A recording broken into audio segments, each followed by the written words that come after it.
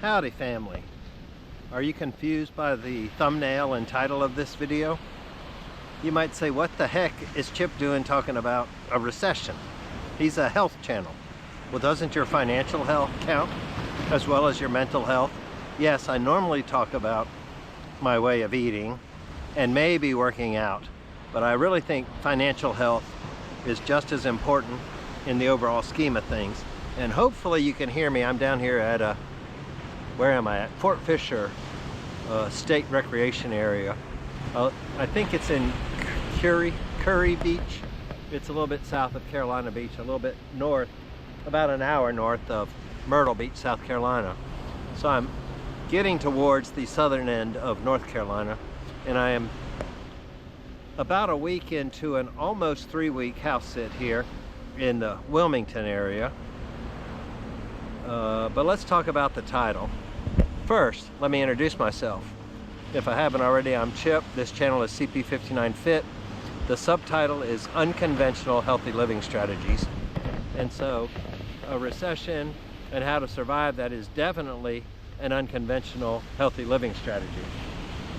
Many of you may not be aware that I've been following some gurus that I consider very savvy in the kind of the alternative financial arena, mostly on YouTube, but I have actually paid to join to have access to one, but that's not where I got this information from.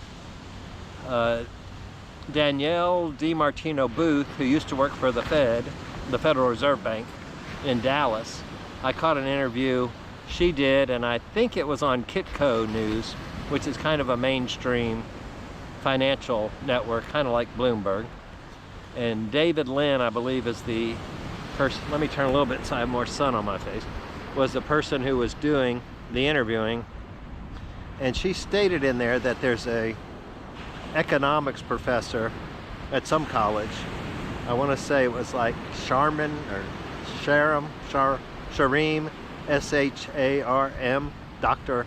Sharim, a lady who had a, I guess, theory, or her research has indicated that every time the unemployment rate goes up 0.5% from its bottom, when there's a considerable financial strain on the economy as a whole, that the country has already entered recession. Of course, the way the government declares it, it takes 6 to 12 months before they actually tell you we're in a recession, and hopefully by then we'll be coming out of it. So let's just assume this lady is right and that Danielle was quoting her correctly.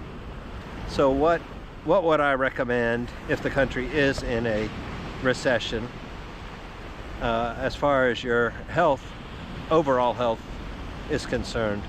Some of the stuff I've been saying all along would apply. Be sure you have a good stash of food, even if it's canned meat, like tuna, Spam, canned hams, whatever. Buy them now before they get more expensive. If you're into eating vegetables, having rice or beans or any of that kind of stuff, I do have a little bit of that stuff, even though I'll hopefully never have to eat it. I could use it for barter. I could feed it to somebody that eats plants. But it's good to have a reserve of food. It's definitely a good idea to have a reserve of currency from whatever country you live in on hand. I don't think it made as big a headlines as the first 4 did, but a 5th bank failed in the United States last weekend in the Northeast. I think an Iowa bank may have been the one that actually took over it at the request or behest of the Federal Reserve or the SEC or whoever handles all that. Maybe the FDIC.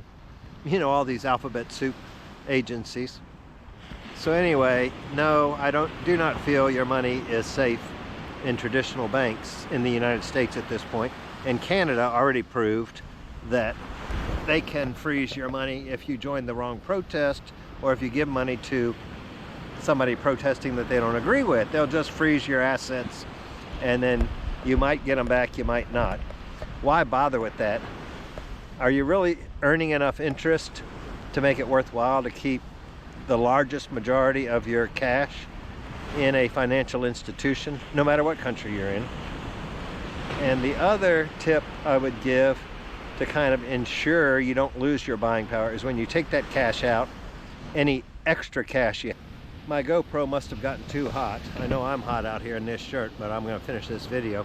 I'll have to splice this, I'm sure.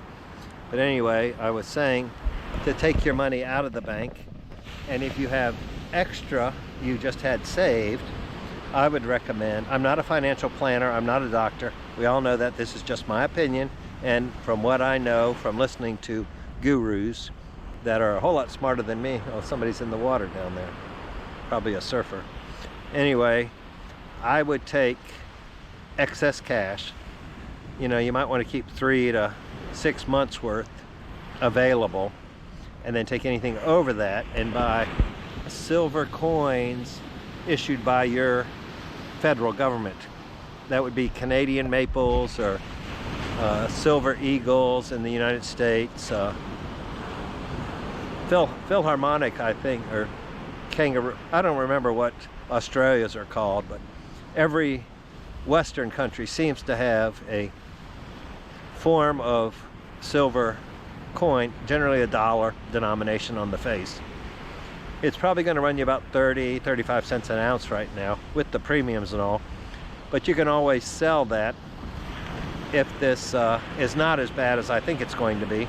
And if it is as bad as I think it's going to be, then you'll thank me very much that you have at least some silver set aside. And if you can't find a coin, if you can find sterling silver, maybe a chopstick or a teapot or something, you can always break that down and barter with it. But anyway, we need to be kind of thinking outside the box at this point, because I do believe this lady is correct. Whether her metric is correct or not, I believe that the US has been in a recession for many months at this point. We have not hit hyperinflation yet, but please take whatever you feel comfortable with and make sure you would feel comfortable even if prices go twice as much, or if your bank shuts down and you can't get any money out until Monday. I mean, generally in this country, the Federal Reserve and the FDIC at this point still have enough to handle a few more banks bouncing.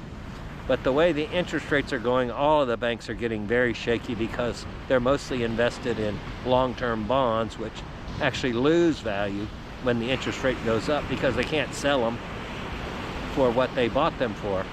I guess it would be like mortgages being underwater. Speaking of mortgages, you can turn on YouTube and there's any number of real estate people saying that housing is entering a dip. It's actually cheaper now in most metropolitan areas in the US to rent versus buy, which is a horrible sign for the economy, especially all these builders with the new builds that they really pumped up over the last year or two. And you can also turn on YouTube if you don't believe me about the economic state, and almost anybody that talks about finance on YouTube is screaming and hollering about how bad the economy is, how all the indicators say we're not only heading for a recession, but we could be heading for a hyperinflationary depression, which is even worse than a recession, in my opinion. I haven't lived through one. I've lived through quite a few recessions, and I guess I haven't really had enough resources at the time to really care. I always made it through, and I guess we'll all make it through this. But thank you for watching. Be sure to take care of your financial health as much as you take care of your physical and mental health. Thanks. I'll get this up and see you soon. Bye-bye.